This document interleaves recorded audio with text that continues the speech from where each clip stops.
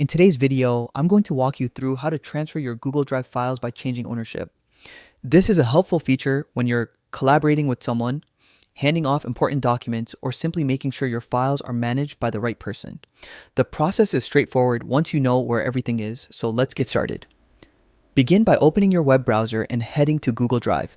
Make sure you're signed into the correct Google account, especially if you regularly switch between personal and work accounts. Using the right account ensures you're accessing the correct files before making any changes and helps you avoid transferring the wrong document to someone else. Once you're in your drive, locate the file you want to transfer.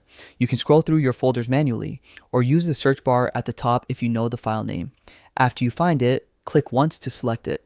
You can also check the box next to the file if you're in list view. This step is important to get right, especially if your drive contains many similar documents or shared folders. With the file selected, look towards the top right corner of the screen for the share icon. It resembles a person with a small plus sign. Click this icon to open the sharing settings. This menu is where you control access for anyone who can view or edit the file and where you can adjust all permission levels in one place. Inside this menu, you'll see a list of people who currently have access along with their assigned roles. One of these roles will be marked as an owner. Click the role next to the current owner's name.